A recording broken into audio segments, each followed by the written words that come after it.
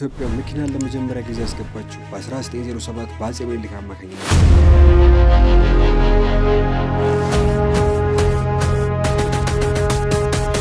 ከዚህ ጊዜ ጀምሮ እንግዲህ የተለያዩ መኪናዎችን ስንጠቀም ቆይተናል። አሁን ላይ ከተማችን ላይ በብዛት ኤሌክትሪክ መኪናዎች እየተነዱ ይገኛሉ። ታዲያ እነዚህ ኤሌክትሪክ መኪናዎች አሁን ላይ በምን ያህል ዋጋ እየሸጡ ይገኛል የሚለውን ላሳያችሁ እኔ እዚህ አሜን የመኪና ማስመጫ መጥቻለሁኝ። እንግዲህ አብረን ቪዲዮ እንቀጥላለን። እነዚህን መኪናዎች እንግዲህ የምታሳየን እህታችን አለች። ወደ እሷ እንሂድ። እንዴት ነሽ? ሰላም፣ እንዴት ናችሁ? ዛሬ የምንገኘው አሜሪካን እንገኛለን። አሜሪካን ብዙ መኪናዎችን የኤሌክትሪክ መኪናዎችን ዩዝድ መኪናዎችን ይይዛል። ዛሬ ታሳየን የፈለግሽው መኪኖች ምን ምን ናቸው? ከሱ በፊት የምንይዛቸውን ላስቀድምልን። መልካም። ኤሌክትሪክ መኪናዎችን እንይዛለን፣ ዩዝድ መኪናዎችን እንይዛለን። በብዛት ደግሞ እየያዝን ያለ ነው የቢዋይዲ ምርቶችን ነው። ከእነሱ ጋር አንደኛው ሴኩል አለ። ስለዚህ እሱን እኔ እንችላለን።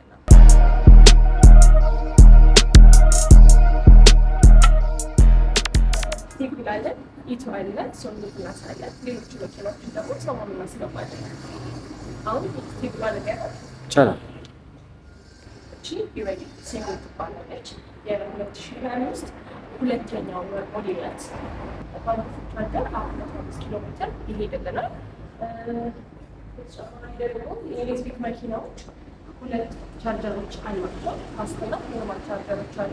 ያው ብዙ ጊዜ መጠቀም ያለብን ኖርማል ቻርጀር ነው። ፋስት ቻርጀር መኪናችን ስለሚወዳደር ፋስት ቻርጀር መጠቀም እንችላለን። ኖርማል ቻርጀር ቤታችን ግድግዳችን መስቀል እንችላለን። አንደኛውን ፋስቱን ደግሞ ይዘን መንቀሳቀስ እንችላለን ማለት ነው። እሺ፣ በጣም አሪፍ። የት ምርት ናቸው?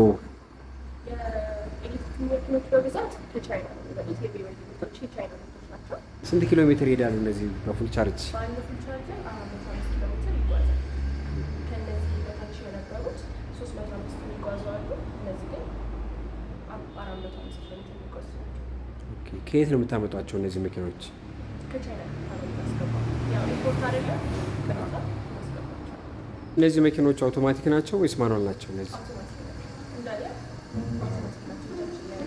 እነዚህ መኪኖች በነገራችን ላይ በብዛት አሁን ላይ ሀገራችን ውስጥ እየተነዱ ያሉ መኪኖች ናቸው። ውስጡን ገብተን ደግሞ እናያቸዋለን። መኪና ውስጥ ነው ያለው ትንሽ ቢያውዲ ውስጥ ማለት ነው። ውስጧ ይኸውላችሁ እንዴት እንደሚያምር በጣም ነው የሚያምረው። እዚህ ጋር ከኋላ 3 ሰው ነው መሰለኝ። ከኋላ 3 ሰው ትይዛለች። እዚህ ጋር አንድ ላይ 5 ሰው ነው የሚይዘው። እዚህ ጋር ትልቅ ስክሪን አለ። መሪው እዚህ ጋር እንደዚህ አለ። እዚህ ጋር የተለያዩ ውሃ ነገሮች ምናምን ማስቀመጫ አለ። እዚህ ጋር አላችሁ። በጣም ነው የምታምረው። በቃ ከፍታም አላት ምናምን፣ ምቾቷ ራሱ በጣም የሌለ ነው። እስቲ ወደዛኛው መኪና ደግሞ እንሂድ።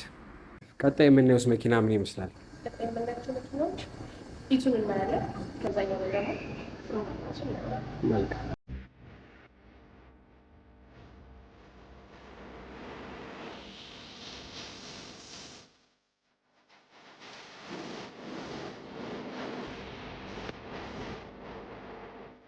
ሴኩል ጋራ ተመሳሳይ ነው።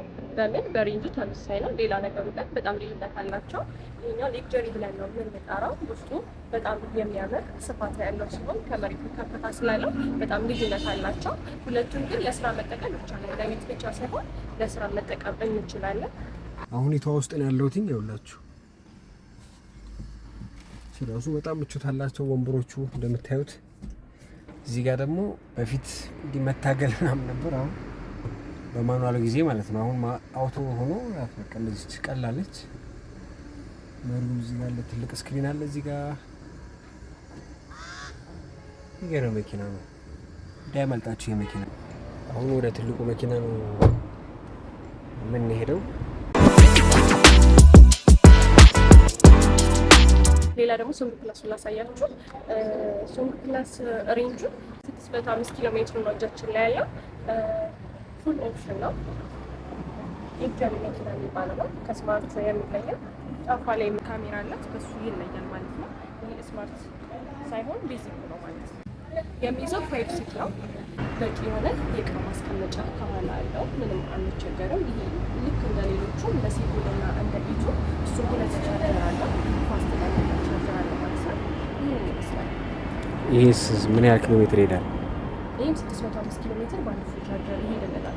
ቢዋይዲዎቹ እጃችን ላይ ያሉት ይህንን ይመስላሉ። በዚህኛው መኪና ደግሞ ውስጥ እናያለን ማለት ነው። ደግሞ ወደ ኤሌክትሪክ ቫን ወደ ሆኖ ላሳያችሁ። ይህ የምትመለከቱት መኪና ቫን ነው። ሙሉ ኤሌክትሪክ ነው። 2 ቻርጀሮች አሉት እንደሌሎቹ። እሱ ፋስት እና ኖርማል ቻርጀር አለው። የመጣች ነገራችን ላይ ከቤተሰብ ጋር ስራ መስራት ከፈለጋችሁ እንደ ታክሲ ምናምን አሁን እየተቀየሩ የለ ታክሲዎች ማለት ነው። እንዲሁም ደግሞ ከስራ ውጭ ደግሞ ለቤተሰብም የተለያዩ ቱሮችን ለማድረግ ምናምን እነዚህ መኪና መጠቀም ትችላላችሁ።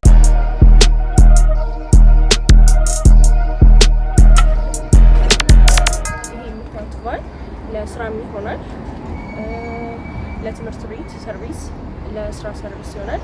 እንዲሁም ደግሞ ለታክሲ መጠቀም ትችላላችሁ። ወንበሮቹ መነቃቀል ይችላሉ። የምታዩዋቸው 13 ሲት ናቸው ከሹፌሩ ጋር 14 ማለት ነው። በጣም ቆንጆ መኪና ነው። በአንድ ፉል ቻርጀር 350 ኪሎ ሜትር ይጓዝልናል። የቢዋይዲ ምርት አይደለም፣ ራሱን የቻለ የራሱ ድርጅት አለው። ሊንክስ ይባላል። ማየት ትችላላችሁ። ሌላ ጊዜ የማናያቸውን ታክሲ ላይ ወይንም ደግሞ እያንዳንዱ መኪኖች ላይ የማናያቸውን እዚህ መኪና ላይ እናያለን። ያው እንደተለመደው የኤሌክትሪክ መኪና ስለሆነ ቻርጀራችንን እና ደግሞ የምንሄድበትን ርቀት በዚህ ነው የምናየው። እነዚህ ደግሞ እንደ ሌሎቹ መኪናዎች የሙዚቃ ማጫወቻ ነው ማለት ነው።